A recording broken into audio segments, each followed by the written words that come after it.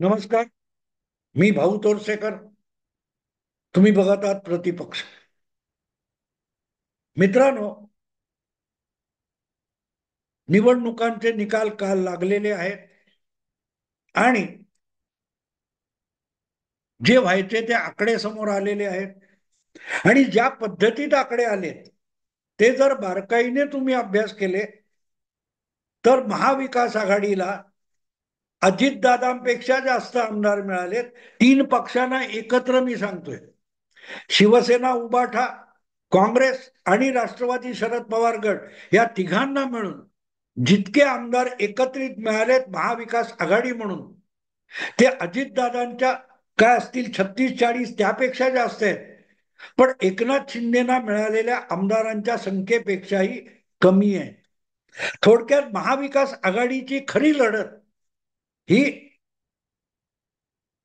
एकनाथ शिंदे यांच्या बरोबर झाली किंवा अजितदादा यांच्या बरोबर झाली, की अजितदादा आणि एकनाथ शिंदे यांचे जे पक्ष आहेत त्या पक्षांच्या स्पर्धेत आपण मोठं आहोत एवढं पण सिद्ध करायची लढत द्यावी लागली.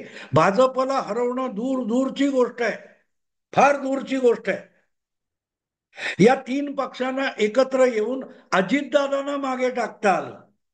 राष्ट्रवादी अधिकृत जो पक्ष आहे, ज्याची निशाणी घड्याळ निशाणी आहे, त्या पक्षाला मागे टाकणं हे महाविकास आघाडीला शक्य झालं. तीन पक्षांना एकत्र मिळून अजितदादांना मागे टाकलं. पण एकनाथ शिंदेना मागे टाकणं शक्य झालं नाही. एकनाथ शिंदेचे आमदार एकूण महाविकास आघाडीपेक्षा जास्त आहे. त्यामुळे ही जी निवडणूक विधानसभेची झाली, जिचे निकाल मतमोजणीनंतर काल जाहीर करण्यात आले, त्यामध्ये पहिल्या क्रमांकावर भाजप आहे, 133-34 काय असतील ते. दुसऱ्या क्रमांकावर 55-57 आमदार एकनाथ शिंदे यांचे आहे.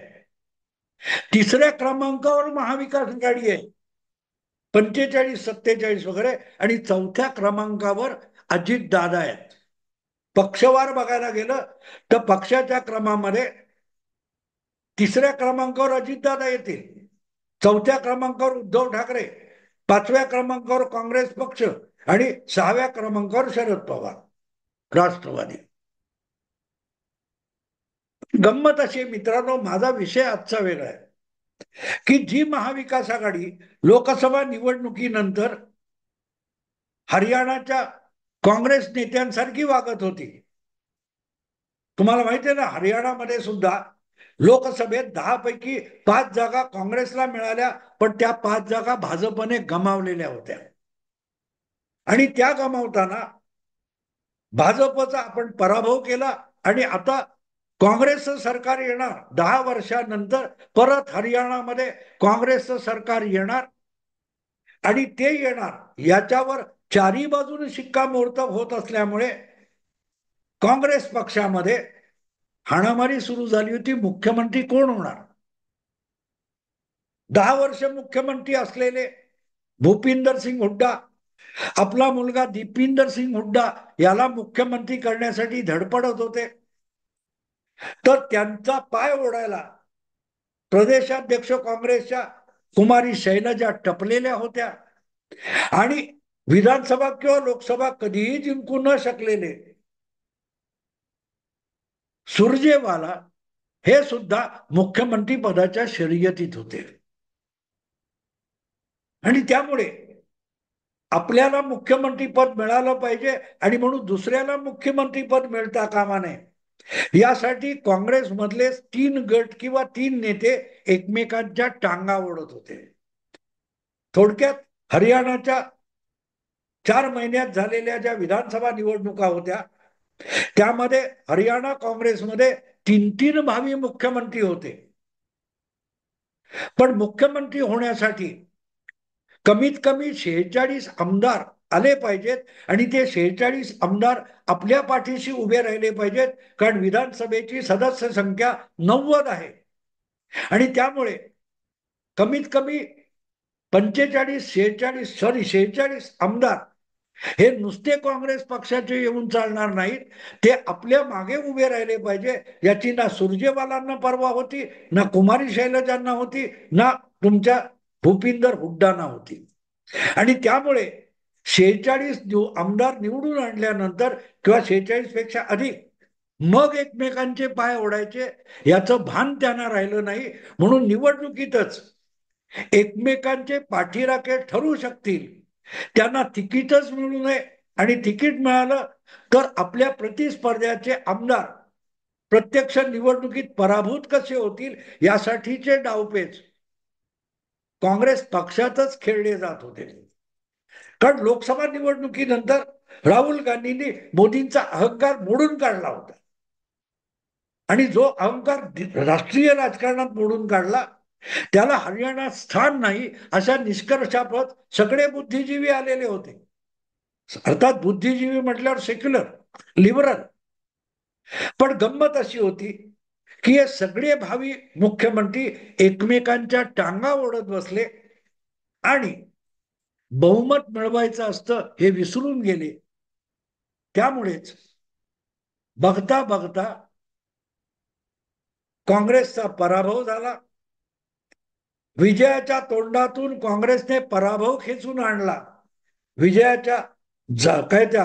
विजयाच्या जबड्यातून पराभव खेचून आणला, असं जे काही म्हटलं जातं तसा काँग्रेसचा पराभव झाला. आणि भाजप लागोपाठ तिसऱ्यांदा हरियाणात सरकार बनवून गेला. त्यापासून काहीतरी धडा महाविकास आघाडीच्या नेत्यांनी गेल्या 1.5 महिन्यात घेतला असता तर आज इतकी महाराष्ट्रात काँग्रेसची, महाविकास आघाडीची, उद्धव ठाकरेंची आणि शरद पवारांची लाजिरवाणी अवस्था झाली नसती. एक आहे काँग्रेस किंवा शरद पवार हे योग्य बोलत होते की मुख्यमंत्री पदाचा विषय हा निवडणुकीचे निकाल लागल्यानंतर असतो. पण हेच हरियाणातल्या काँग्रेस नेत्यांना कळलं नव्हतं. इथले काँग्रेसवाले बोलत होते कारण त्यांना उद्धव ठाकरेंच्या नावावर शिक्कामोर्तब करायचं नव्हतं. आणि म्हणूनच उद्धव ठाकरे हट्ट धरून बसले होते की निकाला नाही, जागा वाटपापूर्वीच, निवडणुकीपूर्वी उद्धव ठाकरेंचं नाव मुख्यमंत्री पदासाठी जाहीर करा. त्यांचे लाडके नेते, विधान परिषदेतले विरोधी नेते अंबादास दानवे म्हणाले होते महाविकास आघाडीचं सरकार आलं तर निदान 1 दिवसासाठी तरी उद्धव साहेबांना मुख्यमंत्री करा. काय काय चाललं होतं बघा.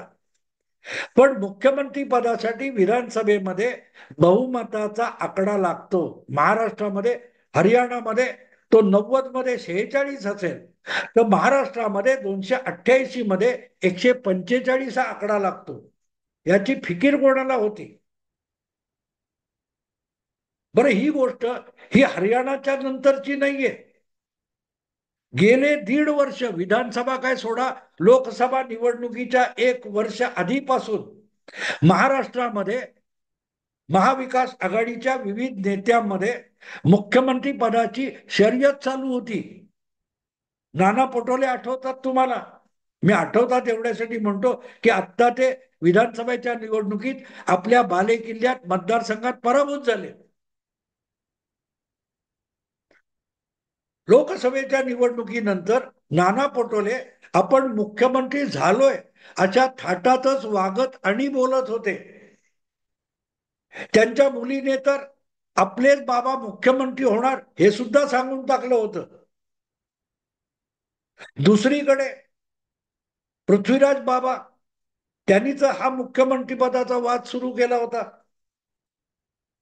माजी मुख्यमंत्री असलेले पृथ्वीराज बाबा चव्हाण यांनी लोकसभा निवडणुकीनंतर जेव्हा महाविकास आघाडीने लोकसभेत चांगलं यश मिळवलं आणि आता विधानसभेच्या निकालात महाविकास आघाडी सत्तेत येणार हा विषय झाला. आणि त्यानंतर जेव्हा उद्धव ठाकरे आपलं नाव जाहीर करा म्हणून हट्ट धरून बसले तेव्हा पहिलं या वादाला तोंड फोडणारे पृथ्वीराज बाबा चव्हाण होते. त्यांनी सांगितलं आधी कधी काँग्रेस पक्ष कधीही मुख्यमंत्री पदाचं नाव आधी जाहीर करत नाही. आणि काँग्रेस करत नसल्यामुळे काँग्रेस ज्या आघाडीत आहे त्या आघाडीचं सुद्धा मुख्यमंत्री पदाचं नाव आधी जाहीर केलं जाऊ शकत नाही. थोडक्यात उद्धव ठाकरे यांनी कितीही हातपाय आपटले, कितीही रडारड केली, तरी उद्धव ठाकरे हेच महाविकास आघाडीचे भावी मुख्यमंत्री आहेत असं काँग्रेस मान्य करणार नाही, हे ठणकावून सांगणारा पहिला काँग्रेस नेता पृथ्वीराज बाबा चव्हाण होते. आणि त्याचं कारण अर्थात सरळ आहे. सोनिया गांधींच्या आणि राहुल गांधींच्या गुड बुक्स मध्ये असलेला हा महाराष्ट्राच्या राजकारणाशी पूर्णपणे अलिप्त असलेला पण हायकमांडचा 10 जनपदचा लाडका नेता आहे. पृथ्वीराज बाबा चव्हाण हे महाराष्ट्राच्या राजकारणात नव्हतेच, ते केंद्रीय राजकारण होते, राजीव गांधींपासून होते, राज्यसभा लोकसभा वगैरे वगैरे, पण महाराष्ट्रात नव्हते. पण 2009च्या विधानसभा जिंकल्यानंतर अशोक चव्हाण मुख्यमंत्री झाले आणि आदर्श घोटाळा गाजायला लागला, तेव्हा सोनिया गांधींनी त्यांचा राजीनामा तडकाफडकी घेतला आणि त्यांच्या जागी पृथ्वीराज बाबा यांना मुख्यमंत्री म्हणून पाठवलं. पृथ्वीराज बाबा चव्हाण यांची सगळ्यात मोठी गुणवत्ता अशी होती की त्यांचं आणि शरद पवारांचं खानदानी वैर आहे.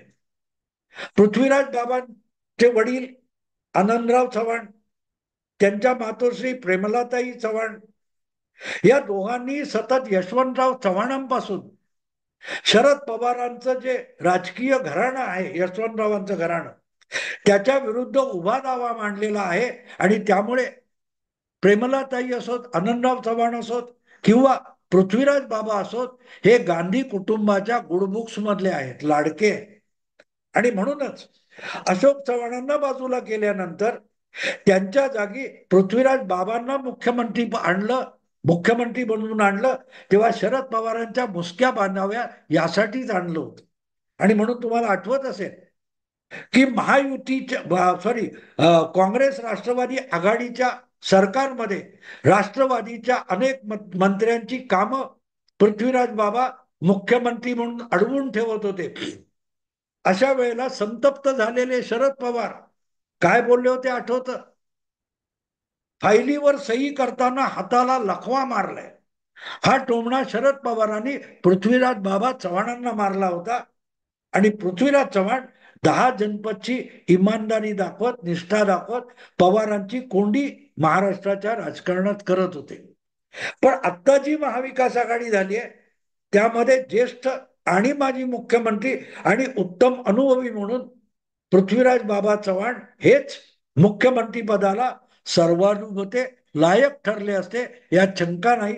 आणि म्हणूनच उद्धव ठाकरेंचं नाव आधीच जाहीर करता येत नाही असं ठणकावून त्यांनी पहिल्यांदा सांगितलं, कारण ते स्वतःला आरशामध्ये भावी मुख्यमंत्री म्हणून बघत होते. पृथ्वीराज बाबा चव्हाण सोडले तर बाळासाहेब थोरात होते. त्यांनी सुद्धा निकालापर्यंत असं काही सांगता येणार नाही, ज्याचे सर्वाधिक आमदार त्याचा मुख्यमंत्री महाविकास आघाडीचा मुख्यमंत्री होईल असं सांगत महाराष्ट्राच्या राजकारणातले आपण काँग्रेसचे सर्वात ज्येष्ठ नेता आहोत आणि म्हणून भावी मुख्यमंत्री आपणच असू शकतो असा एक सूर लावला होता. उघडपणे ते बोलले नसतील, पण उद्धव ठाकरेंच्या मुख्यमंत्री पदाखाली काम केलेलं असूनही उद्धव ठाकरेंच्या नावाला अगदी ठळकपणे पृथ्वीराज बाबा यांच्यानंतर विरोध करणारा काँग्रेस नेता बाळासाहेब थोरात होते. थोडक्यात जे काय होऊ घातलं होतं त्यामध्ये काँग्रेसचेच 3 भावी मुख्यमंत्री होते, नाना पटोले, बाळासाहेब थोरात आणि पृथ्वीराज बाबा चव्हाण. पण हे एवढेच नव्हते. राष्ट्रवादी काँग्रेस पक्षामध्ये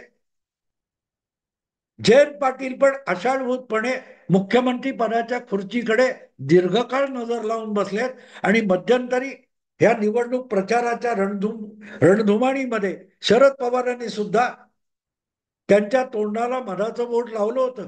जयंत पाटील सुद्धा जबाबदारी घेऊ शकतात, म्हणजे मुख्यमंत्री होऊ शकतात. तेही भावी मुख्यमंत्री होते, कारण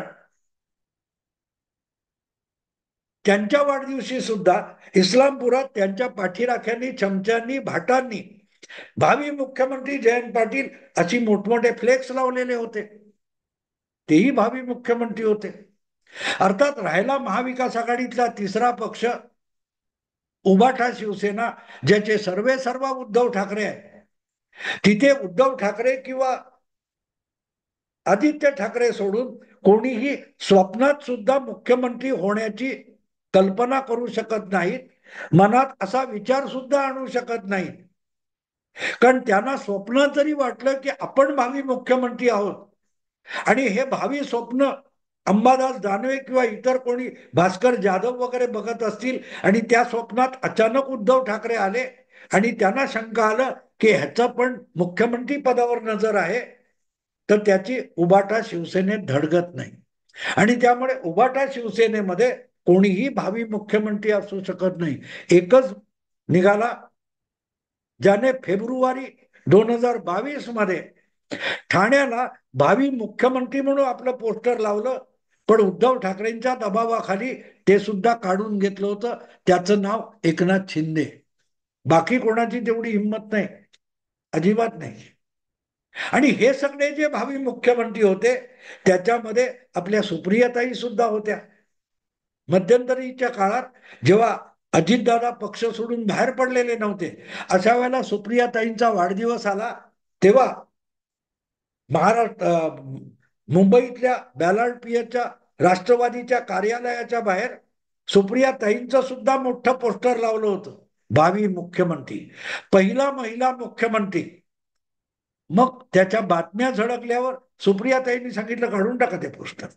पण सुप्रियाताई सुद्धा शर्यतीत आहेत आणि होत्या भावी मुख्यमंत्री. मुद्दा असा असतो मित्रांनो, 145चा आकडा कुठून आणायचा याचा विचार एकही करत नव्हता. जे हरियाणात झालं की 46चा आकडा बहुमतासाठी कसा जोडायचा याचा काँग्रेसमधला एकही नेता विचार करत नव्हता. पण प्रत्येक जण आशाभूतपणे मुख्यमंत्री पदाकडे डोळे लावून बसला होता आणि एकमेकांचे पाय खेचत होता आणि बहुमत राहिलं आणि सगळे हरियाणातले भावी मुख्यमंत्री काँग्रेसमधले बारगळले. त्यातून काही शिकले असते तर महाराष्ट्रात आधी 145चा जुगाड करू एवढा महाविकास आघाडीने विचार केला असता, ते हे सगळे भावी मुख्यमंत्री आधी आमदार 145 पेक्षा अधिक कसे येतील त्या मेहनतीला लागले असते, काम केलं असतं आणि निकाल हे असे आले नसते. पण या निकालांनी सगळ्यात वाईट गोष्ट काय केली असती तर नाना पटोले, पृथ्वीराज बाबा चव्हाण आणि बाळासाहेब थोरात हे जे तीनही भावी मुख्यमंत्री म्हणून फलकावर झळकलेले होते किंवा बातम्यांमधून झळकत होते, ते 23 नोव्हेंबरचा सूर्य मावळण्यापूर्वी मंत्री, मुख्यमंत्री सोडा, आमदार सुद्धा राहिले नाही. मुख्यमंत्री पदाची स्वप्न बघत बघत रममाण झालेले, आपल्या मतदारसंघात आपल्याला निवडणूक जिंकून आधी आमदार व्हायचे हे पण विसरून गेले आणि बघता बघता हे 3 भावी मुख्यमंत्री माजी आमदार होऊन गेले. निघाले होते मुख्यमंत्री व्हायला, पण निवडणुकीचे निकाल लागल्यानंतर नाना पटोले, पृथ्वीराज बाबा चव्हाण आणि बाळासाहेब थोरात माजी आमदार होऊन गेले. म्हणून स्वप्न बघायला हरकत नसते मित्रांनो, पण स्वप्न साकारण्यासाठी प्रचंड मेहनत करावी लागते. ज्या मेहनतीचं प्रतीक आहे नरेंद्र मोदी. आणि नुसतीच स्वप्न बघायची, भाष्कळ बडबड करायची याचं प्रतीक आहे राहुल गांधी. हा फरक आहे 23 नोव्हेंबरच्या निकालांनी. म्हणून तर चुकीचा आदर्श ठेवणाऱ्या 3 भावी मुख्यमंत्र्यांना माजी आमदार करून टाकलं. मित्रांनो, आता इथेच थांबतो. आवडलं लाईक करा, शेअर करा आणि प्रतिपक्षाला सबस्क्राईब करा. नमस्कार.